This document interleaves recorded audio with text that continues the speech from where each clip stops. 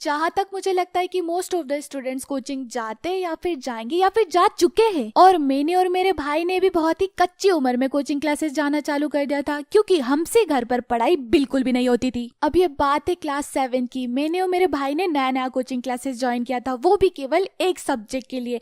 अब ये डैश में मैं वो सब्जेक्ट रख रही हूँ, तुम लोग कमेंट करके बताना कि ये फिलिंग द ब्लैंक में कौन सा सब्जेक्ट आएगा। इससे पहले जोन सी हम कोचिंग जाते थे, वहाँ पर मैडम खुद के ही घर में पढ़ाती थी बच्चों को, वो भी सोफा सेट पे बिठाकर बच्चों की कॉपी में, और पढ़ाने से ज्यादा तो वो घर का काम करती थी। बट ये वाली कोचिंग बहुत ही ज्यादा हाई फाई थी। सर ने अपने घर के ऊपर अलग से कमरा बनवा के रखा था बच्चों को पढ़ाने के लिए। अब देखो, वाली कोचिंग क्लासेस में ज्यादा बच्चे आते थे, इसलिए हमको बिठाते थे दरी पर। दरी मतलब चटाई। चटाई का मतलब भी अगर नहीं पता तुमको तो तब तो तुम अमीर हो यार, 50 रुपए ट्रांसफर कर दो मेरे पेटीएम अकाउंट में। Just kidding. चटाई मतलब एक प्लास्टिक की व्हाइट कलर की शीट थी जिसके ऊपर हम बैठते थे। कभी कभार वो कपड़े की भी होती है। तो हम लोग थे पूरे 5 बच्चे, 3 बच्चे 7th क्लास के और 2 बच्चे 6th क्लास के। और ये था हमारा कोचिंग में पहला दिन। और ये बंदा, दिस बॉय, पता नहीं कहाँ से लाया इतना कॉन्फिडेंस, हमें पहले दिन से चिढ़ाने लग गया। तुम लोग हरे भरे स्कूल में हो, बेकार स्कूल है वो तो, और वैसे भी आजकल एमपी बोर्ड में कौन ही पढ़ता है।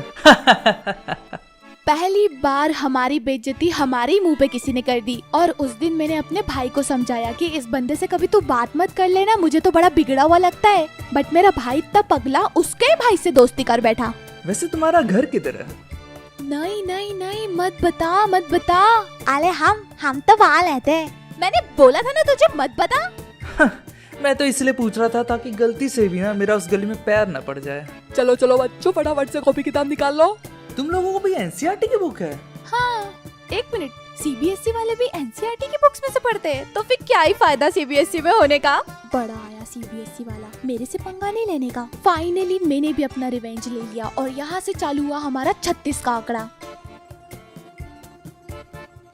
नहाती धोती है कि नहीं? छी, तेरे से बास आ रही है, मुझसे दूर जाके बैठ। तू यहाँ पर आकर बैठा है और तू रोज एक जैसे कपड़े पहन के आता है और मुझे बोल रहा है। वो फुटबॉल खेलता था और रोज अपने क्लब से आता था एक ही जैसे कपड़े पहनकर, ब्लू टी शर्ट और ब्लैक चड्डा। ऐसे क्या देख रही है, नजर लगाएगी क्या? है, ज्यादा नहीं हो रहा तेरा? ब्रश नहीं करती क्या तू? स्टूपिड। एक दूसरे की बेइज्जती करने में उसने मुझे एक चीज सिखाई थी कि अगर तुम्हें कोई घूर घूर के देख रहा है और तुम्हें वो चीज पसंद नहीं आ रही है, तो तुम उसको डायरेक्टली बोलो कि क्या हुआ भाई, क्या हो गया, बोल अभी बोल। इसका मतलब तुमने उसे रंगे हाथों पकड़ लिया है तुम्हें घूरते हुए। और उस टाइम पे जो एम्बैरेसमेंट होता है वो अलग ही लेवल का होता है। अब मैं रोज कोचिंग सोच के जाती थी कि मैं ऐसा क्या बोल दूं कि जिससे कि ये चिढ़ जाए, बट ये बंदा चिढ़ता ही नहीं था और इसकी छोटी से छोटी बात पे मैं चिढ़ जाती थी और फट जाती थी लाइक अ बॉम्ब।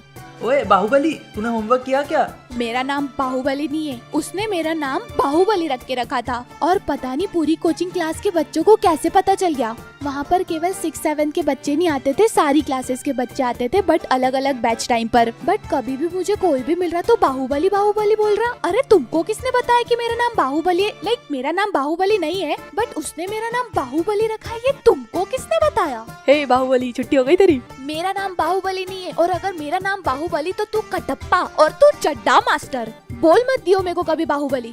पूरी कोचिंग वालों को पता चल गया था मेरा ये नाम। इवन सर भी मुझे बाहुबली करके बुलाने लगे। हे बाहुबली, आज तुम्हारी कॉपी में सॉल्व करेंगे। सर आप भी?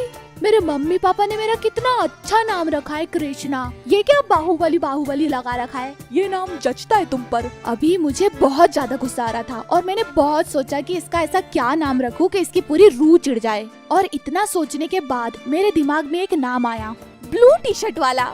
उस टाइम पे मेरा दिमाग बहुत ही छोटा था, इससे बुरा नाम मैं नहीं सोच पाई। So I started calling him blue T shirt वाला, बट उसे इससे कुछ भी फर्क नहीं पड़ा। अरे तू एक जैसा कपड़ा रोज पहन के आता है, इससे तो चिढ़ जा।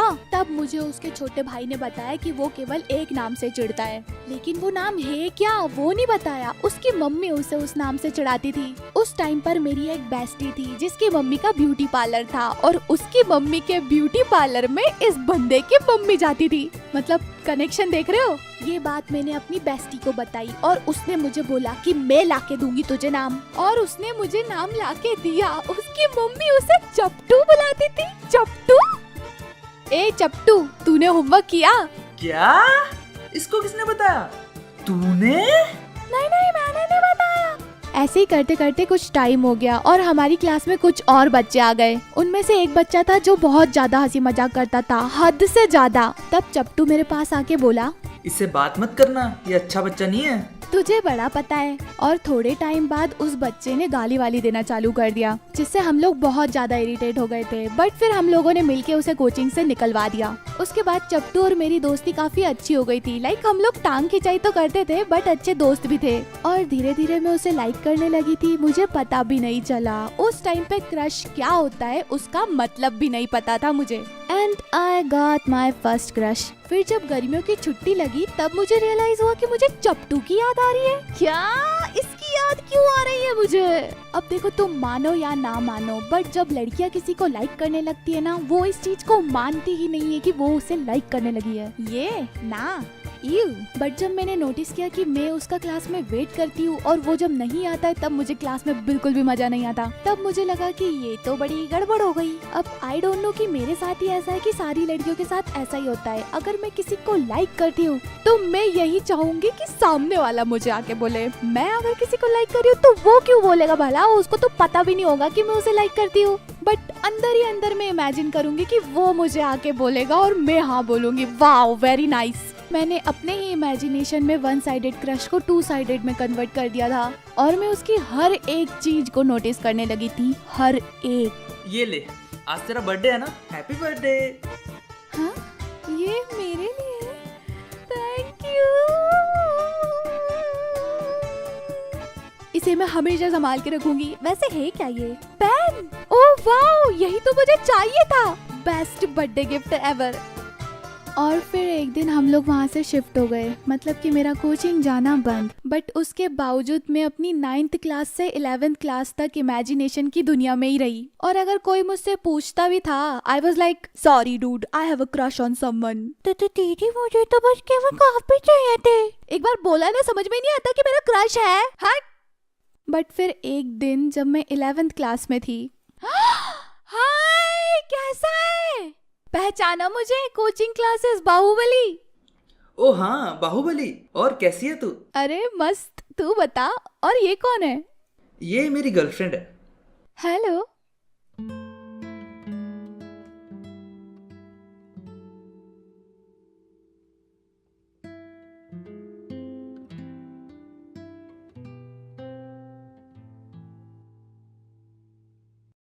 पहले बता देता तो मेरा इतना टाइम वेस्ट नहीं होता। आखिर मैं तेरे लिए कितना लॉयल थी। लॉयल फुद्दू, डम्बपना बोलते हैं इसे, डम्बपना। उसने तुझे बोला था कि वो तुझे लाइक करता है? फोकट में बिरयानी पकानी है भेजे में। मुझे उतना ज्यादा रिग्रेट नहीं हुआ था जब मुझे पता चला कि उसकी बंदी है, जबकि तब हुआ जब उसी के स्कूल की एक लड़की ने हमारे स्कूल में 11th क्लास में एडमिशन लिया। और मैंने उससे पूछा, क्या तू चप्टू को जानती है? अब यहाँ पे मैं उसका रियल नाम तो लूंगी नहीं, इसलिए चप्टू से ही काम चला लेते हैं। वो हाँ जानती हूँ, हमारे सारे सेक्शंस में वो फेमस था। कभी वो अपनी गर्लफ्रेंड की फ्रेंड्स पे लाइन मारता था और कभी दूसरी लड़कियों पर। क्या? सपना टूटा है पर दिल कहीं जलता है, हाँ थोड़ा दर्द हुआ पर चलता है। हट जा यहाँ से, दिमाग खराब मत करे मेरा।